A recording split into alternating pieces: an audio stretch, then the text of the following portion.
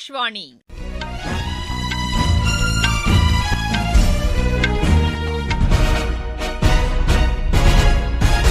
செய்திகள் வாசிப்பவர் சுமித்ரா ரத்னம். தலைப்புச் செய்திகள்: நேதாஜி சுபாஷ் சந்திரபோஸின் பிறந்த நாளையொட்டி குடியரசுத் தலைவர், பிரதமர் உள்ளிட்ட தலைவர்கள் அவருக்கு மரியாதை செலுத்தியுள்ளனர். பாகிஸ்தானுடனான வர்த்தகத்தை இந்தியா தானாக நிறுத்தவில்லை என்று வெளியுறவு அமைச்சர் திரு ஜெய்சங்கர் கூறியுள்ளார்.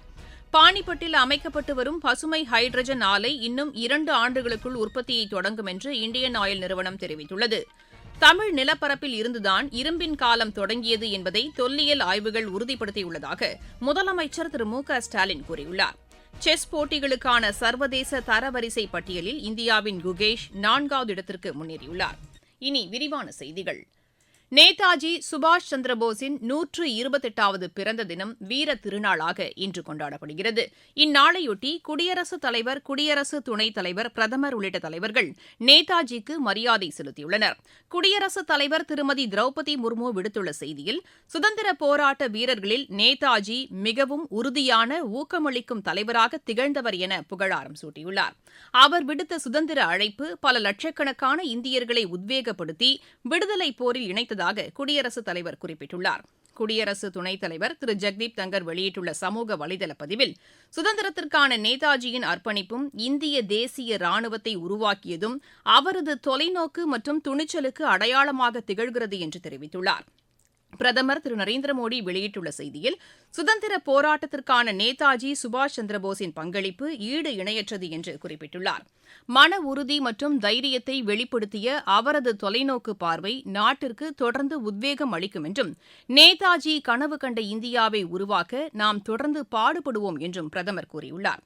இதனிடையே நாடாளுமன்ற வளாகத்தில் உள்ள நேதாஜியின் உருவப்படத்திற்கு பிரதமர் திரு நரேந்திர மோடி, மக்களவைத் தலைவர் திரு ஓம் பிர்லா, திரு ராஜ்நாத் சிங் உள்ளிட்ட மத்திய அமைச்சர்கள், காங்கிரஸ் தலைவர் திரு மல்லிகார்ஜுன கார்கே ஆகியோர் மலர்தூவி மரியாதை செலுத்தினர்.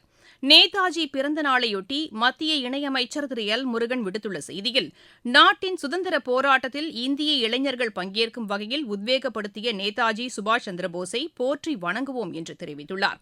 தமிழகத்திலும் நேதாஜியின் பிறந்த தினம் சிறப்பாக கொண்டாடப்படுகிறது. சென்னை ஆளுநர் மாளிகையில் உள்ள அன்னாரது உருவப்படத்திற்கு ஆளுநர் திரு ஆர் என் ரவி மலர்தூவி மரியாதை செலுத்தினார். சென்னை கடற்கரை காமராஜர் சாலையில் அமைந்துள்ள நேதாஜியின் உருவச்சிலைக்கு கீழ் வைக்கப்பட்டிருந்த அவரது திருவுருவப் படத்திற்கு மாநில அமைச்சர்கள் திரு மா சுப்பிரமணியன், திரு சேகர் பாபு, திரு அனிதா ராதாகிருஷ்ணன் ஆகியோர் மலர்தூவி மரியாதை செலுத்தினர்.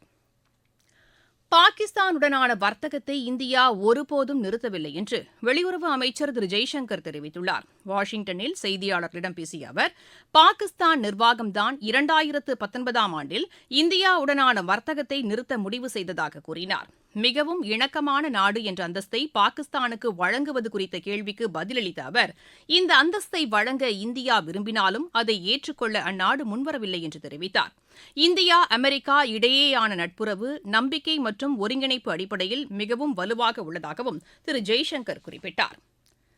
இந்தியன் ஆயில் நிறுவனம் பானிபட்டில் அமைத்து வரும் பசுமை ஹைட்ரஜன் ஆலை இன்னும் 2 ஆண்டுகளுக்குள் உற்பத்தியை தொடங்கும் என்று அந்நிறுவனத்தின் தலைவர் திரு அரவிந்தர் சிங் சாஹ்னி தெரிவித்துள்ளார். சுவிட்சர்லாந்தின் டாவோஸில் உலக பொருளாதார மன்ற கூட்டத்தினிடையே செய்தியாளர்களிடம் பேசிய அவர், இந்த ஆலையில் ஆண்டுக்கு 10,000 டன் பசுமை ஹைட்ரஜன் உற்பத்தி செய்யப்படும் என்றார். ரஷ்யா மீது அமெரிக்கா விதித்துள்ள புதிய தடை நடவடிக்கைகளால் இந்தியாவிற்கு சற்று பாதிப்பு ஏற்படும் என்று குறிப்பிட்ட அவர், இதன் காரணமாக கச்சா எண்ணெய் பீப்பாய் ஒன்றின் விலை $75 முதல் $80 இருக்கும் என்றும் தெரிவித்தார். மேலும் எரிபொருட்களுக்கு மானியம் வழங்குவது நாட்டிற்கு உகந்தது என்று குறிப்பிட்ட திரு அரவிந்தர் சிங் சாஹ்னி, எரிபொருட்கள் மக்களுக்கு எளிதில் கிடைப்பதற்கான நடவடிக்கைகளை இந்தியன் ஆயில் நிறுவனம் மேற்கொள்ளும் என்றும் கூறினார். தில்லி சட்டப்பேரவை தேர்தலுக்கான பிரச்சாரம் விறுவிறுப்படைந்துள்ளது. 70 உறுப்பினர்களை கொண்ட தில்லி சட்டப்பேரவைக்கு அடுத்த மாதம் 5ஆம் தேதி வாக்குப்பதிவு நடைபெறவுள்ளது. இதையொட்டி இத்தேர்தலில் போட்டியிடும் பிஜேபி உறுப்பினர்களை ஆதரித்து அக்கட்சியின் மூத்த தலைவர்களான உத்தரப்பிரதேச முதலமைச்சர் யோகி ஆதித்யநாத், உத்தரகண்ட் முதலமைச்சர் திரு புஷ்கர் சிங் தாமி, மத்திய பிரதேச முதலமைச்சர் திரு மோகன் யாதவ் உள்ளிட்டோர் இன்று பிரச்சாரம் மேற்கொள்கின்றனர். காங்கிரஸ் வேட்பாளர்களை ஆதரித்து அக்கட்சியின் மூத்த தலைவரும் மக்களவை எதிர்க்கட்சித் தலைவருமான திரு ராகுல்காந்தி முஸ்தபாபாத் பகுதியில் நடைபெறும் பேரணியில் இன்று பங்கேற்கிறார். ஆம் ஆத்மி வேட்பாளர்களை ஆதரித்து அக்கட்சியின் மூத்த தலைவர் திரு சஞ்சய் சிங், பஞ்சாப் முதலமைச்சர் திரு பகவந்த் மான் உள்ளிட்டோர் பிரச்சாரம் மேற்கொள்கின்றனர். நீங்கள் கேட்டுக் கொண்டிருப்பது ஆகாஷ்வாணியின் செய்தி அறிக்கை. மூன்றாம் முறை மோடி அரசின் சாதனைகள். விவசாயிகளின் நலனுக்காக பிரதமரின் பயிர் காப்பீட்டு திட்டம் உரமானியம் நீட்டிப்பு. தேசிய மஞ்சள் வாரியம் உருவாக்கம். மத்திய அரசு ஊழியர்களுக்கான 8வது ஊதிய குழு. பிரதமரின் வீட்டு வசதி திட்டத்தின் கீழ் கூடுதலாக 3 கோடி வீடுகள் கட்ட திட்டம். முத்ரா கடனுதவி திட்டத்தின் கீழ் மகளிர் தொழில் முனைவோர்களை உருவாக்க வேண்டும் என்ற நோக்கில் கடன் உச்சவரம்பு 20 லட்சம் ரூபாயாக உயர்வு. 4 லட்சத்திற்கும் மேற்பட்ட மகளிர் சுய உதவி குழுக்களுக்கு 2500 கோடி ரூபாய் சுடல் நிதி. லட்சாதிபதி பெண்கள் திட்டத்தின் கீழ் 11 லட்சம் பேருக்கு சான்றிதழ். சுற்றுலாத்துறையில் மகளிருக்கு கூடுதல் வேலை வாய்ப்புகள். 7 லட்சம் ரூபாய் வரை வருமானம் உள்ளவர்களுக்கு வரி விலக்கு. வளர்ச்சியடைந்த இந்தியாவிற்கான பயணத்தில் மோடி அரசு. தொடரும் மக்கள் நலத்திட்டங்கள். வனம் மற்றும் சுற்றுச்சூழல் தொடர்பான நாடாளுமன்ற ஆலோசனைக் குழு கூட்டம் மத்திய சுற்றுச்சூழல் துறை அமைச்சர் திரு பூபேந்தர் யாதவ் தலைமையில் கோவையில் நடைபெற்றது. மத்திய இணையமைச்சர் திரு கீர்த்திவர்தன் சிங் மற்றும் நாடாளுமன்ற உறுப்பினர்கள் இதில் கலந்து கொண்டனர். இக்கூட்டத்தில் வன நிலப்பரப்பு பாதுகாப்பு தொடர்பான அம்சங்கள் மற்றும் அரசு திட்டங்களின் முன்னேற்றம் குறித்து ஆலோசிக்கப்பட்டது. முன்னதாக அன்னையின் பெயரில் மரம் நடும் இயக்கத்தின் கீழ் மாநில வனப்பணி உயர் பயிற்சியகத்தின் வன மரபியல் மற்றும் மரம் வளர்ப்பு நிறுவன வளாகத்தில் அமைச்சர் திரு பூபேந்தர் யாதவ் மரக்கன்றை நட்டு வைத்தார். தமிழ் நிலப்பரப்பில் இருந்துதான் இரும்பின் காலம் தொடங்கியது தொல்லியல் ஆய்வுகள் மூலம் உறுதிப்படுத்தப்பட்டுள்ளதாக முதலமைச்சர் திரு மு.க.ஸ்டாலின் தெரிவித்துள்ளார். சென்னையில் இன்று நடைபெற்ற நிகழ்ச்சியில் கீழடி திறந்தவெளி அருங்காட்சியகம் மற்றும் கங்கை கொண்ட சோழபுரம் அருங்காட்சியகத்திற்கு அடிக்கல் நாட்டிய அவர் கீழடி இணையதளத்தையும் தொடங்கி வைத்தார். மேலும் இரும்பின் தொன்மை என்ற நூலையும் அவர் வெளியிட்டார். நிகழ்ச்சியில் பேசிய முதலமைச்சர் இரும்பு உருக்கு தொழில்நுட்பம் 5000 ஆண்டுகளுக்கு முன்பே தமிழ் மண்ணில் இருந்துதான் தோன்றியதாக கூறினார். அமெரிக்காவின் பீட்டா உள்ளிட்ட 3 தொல்லியல் நிறுவனங்களில் கதிரியக்க பகுப்பாய்வு மூலம் மேற்கொள்ளப்பட்ட சோதனையில் கிமு 3345 ஆண்டிலேயே தமிழ் நிலத்தில் இரும்பு அறிமுகமாகியுள்ளது தெரியவந்துள்ளதாகவும் முதலமைச்சர் தெரிவித்தார். மேலும் பொருணை ஆற்றங்கரையில் 3200 ஆண்டுகளுக்கு முன்பே நெல் சாகுபடி செய்யப்பட்டது சிவகளை அகழாய்வு மூலமும் தெரியவந்துள்ளதாக முதலமைச்சர் குறிப்பிட்டார். இனி மகா கும்பமேளா குறித்த செய்திகள்.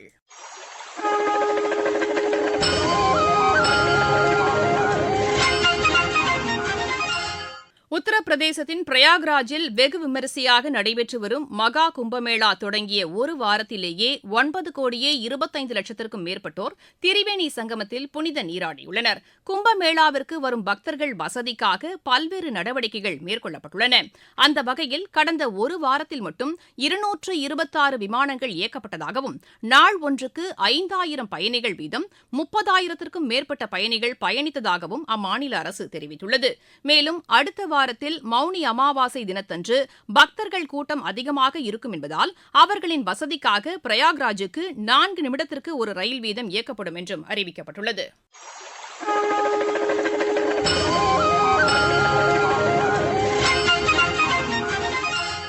செஸ் போட்டிகளுக்கான சர்வதேச தரவரிசை பட்டியலில் இந்தியாவின் குகேஷ் 4வது இடத்திற்கு முன்னேறியுள்ளார்.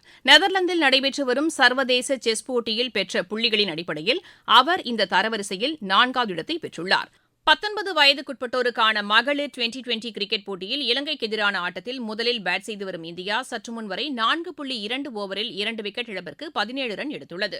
முன்னதாக டாஸ் வென்ற இலங்கை அணி பந்து வீச தீர்மானித்தது. கோலாலம்பூரில் நடைபெற்று வரும் இப்போட்டி தற்போது மழை காரணமாக தடைபட்டுள்ளது.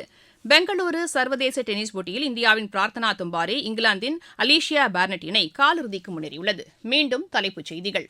நேதாஜி சுபாஷ் சந்திரபோஸின் பிறந்த நாளையொட்டி குடியரசுத் தலைவர், பிரதமர் உள்ளிட்ட தலைவர்கள் அவருக்கு மரியாதை செலுத்தியுள்ளனர். பாகிஸ்தானுடனான வர்த்தகத்தை இந்தியா தானாக நிறுத்தவில்லை என்று வெளியுறவு அமைச்சர் திரு ஜெய்சங்கர் கூறியுள்ளார். பானிபட்டில் அமைக்கப்பட்டு வரும் பசுமை ஹைட்ரஜன் ஆலை இன்னும் 2 ஆண்டுகளுக்குள் உற்பத்தியை தொடங்கும் என்று இந்தியன் ஆயில் நிறுவனம் தெரிவித்துள்ளது. தமிழ் நிலப்பரப்பில் இருந்துதான் இரும்பின் காலம் தொடங்கியது என்பதை தொல்லியல் ஆய்வுகள் உறுதிப்படுத்தியுள்ளதாக முதலமைச்சர் திரு மு.க.ஸ்டாலின் கூறியுள்ளார். செஸ் போட்டிகளுக்கான சர்வதேச தரவரிசை பட்டியலில் இந்தியாவின் குகேஷ் 4வது இடத்திற்கு முன்னேறியுள்ளார். இத்துடன் இந்த செய்தியறிக்கை நிறைவடைகிறது. எமது செய்திகளை சமூக வலைதள பக்கங்களில் AAR நியூஸ் சென்னை என்ற முகவரியிலும் RNU சென்னை என்ற யூடியூப் சேனலிலும் உடனுக்குடன் அறிந்து கொள்ளலாம்.